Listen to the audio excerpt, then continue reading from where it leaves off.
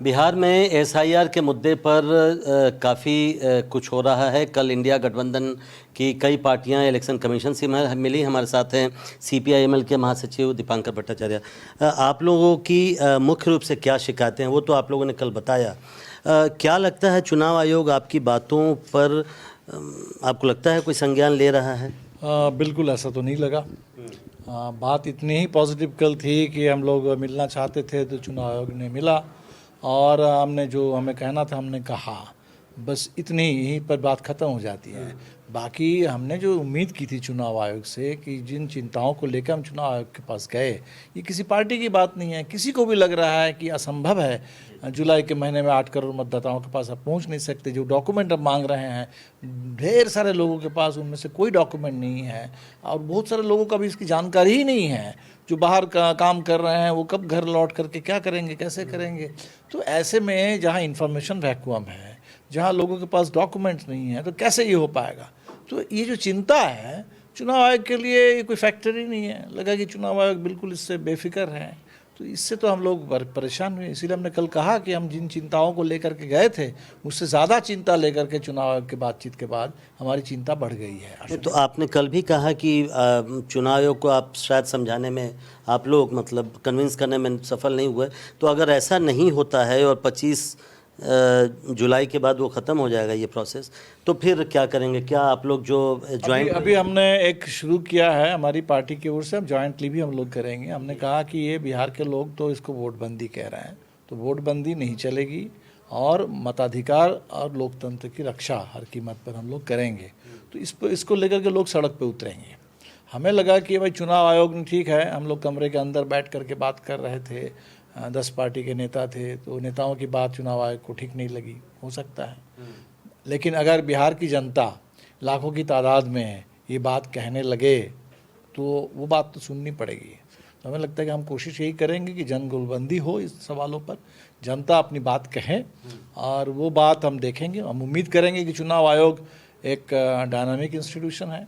ठीक है, हम लोग जब मिलने गए थे आपको उस समय बात समझ में नहीं आई, अभी भी टाइम है, चुनाव आयोग इस पर विचार करें। और चुनाव आयोग ने जो कहा कि 2003 के मतदाता सूची में जो है वो नागरिक मान लिए जाएंगे, तो 3 के सूची के तो बहुत सारे लोग तो गुजर गए हैं। जो 2025 के 23 जून तक जो सूची थी उस सूची के आधार पर हम एन्यूमरेशन फॉर्म देंगे।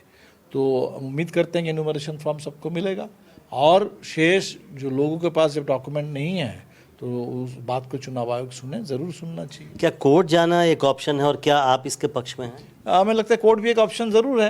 तो अगर आपके साथ अन्याय हो रहा है, नाइंसाफ़ी है, और हमने सोचा था कि जब चुनाव आयोग ने ऑर्डर दिया तो पहले चुनाव आयोग से बात करो, लेकिन चुनाव आयोग से जब हमें कोई रिस्पॉन्स नहीं मिला तो निश्चित तौर पर एक 2 अदालत है, एक तो कोर्ट है कानून का, एक जनता का अदालत है। हम दोनों अदालत में जा रहे हैं। जन अदालत में भी दरवाज़ा खटखटाएंगे, जनता के पास बात लेकर के जाएंगे और हो सकता है उस अदालत का भी दरवाज़ा खटखटाएंगे। एक आखिरी सवाल, कल आप लोगों ने एक आंकड़ा दिया जो चुनाव आयोग की तरफ से कि कुल वोटर का या टोटल 20% माइग्रेंट वोटर है जो बिहार के बाहर आता है। अभी हम कुछ वोटरों से मिलकर आ रहे हैं, कुछ मजदूरों से, उनको तो कई लोगों को जानकारी भी नहीं है। तो उनके लिए फिर क्या करना होगा कि उनको मालूम भी नहीं है उनको इस बारे में? बिल्कुल, चुनाव आयोग ने जब कहा तो पता नहीं ये 20% चुनाव आयोग के हिसाब से जब कमाने के लिए आप बाहर रहते हो तो वोटर लिस्ट से भी बाहर ही रहो। क्या चुनाव आयोग उनको वोटर लिस्ट से भी बाहर समझ रहा है क्या, ये हमें समझ में नहीं आया। लेकिन ये मतदाता बाहर आते हैं और ये पीक सीजन है बाहर पलायन के लिए, तो लोग लौट के जाते हैं, चुनाव पर्व त्यौहार में जाते हैं, चुनाव में भी जाते हैं, वोट डालने के लिए जाते हैं। इस बार भी लोग जाएंगे और हम कोशिश करेंगे कि प्रवासी मजदूरों को भी पता लगे, उनको भी बात समझ में आए। और प्रवासी मजदूर वो बिहार से जुड़े हुए हैं। अगर एक मजदूर यहाँ है, परिवार वहाँ है, कहीं कहीं पूरा परिवार यहाँ है, पूरा परिवार अगर है तो उनके रिश्तेदार वहाँ हैं। ऐसा नहीं कि प्रवासी मजदूर ऐसा कोई एक अंग है उसको काट दो बाकी पूरा सब ठीक रहेगा। तो प्रवासी मजदूरों की जो पीड़ा है, अभी हैदराबाद में इतने मजदूर वहाँ मर गए, उसमें बिहार के इतने सारे करीब 10-12 बिहार के मजदूर हैं। तो हर प्रवासी मजदूर के साथ होने वाली दुर्घटना, उनकी पीड़ा, लोग 2020 के चुनाव में कोरोना पीरियड, वो भी इतना बड़ा मुद्दा था बिहार के लिए। तो प्रवासी मजदूर बिहार के वो धड़कन है, इसीलिए प्रवासी मजदूर की पीड़ा उसको बिहार के लिए बहुत बड़ी बात है। हमें लगता है कि बिहार इस पर रिस्पॉन्ड करेगा और प्रवासी मजदूरों के बीच में भी हम लोग पहुँचेंगे, उनको बताएंगे। बिल्कुल, बहुत बहुत शुक्रिया। तो ये बड़ा मुद्दा बनता जा रहा है बिहार चुनाव में, और जैसा आपने सुना, इंडिया गठबंधन जनता की अदालत में भी जाएगी, और जो कानून की अदालत है उसका भी दरवाज़ा खटखटाने पर विचार हो सकता है। नई दिल्ली से अपने कैमरा सहयोगी स्टीफन एंटनी के साथ प्रशांत, एनडीटीवी इंडिया।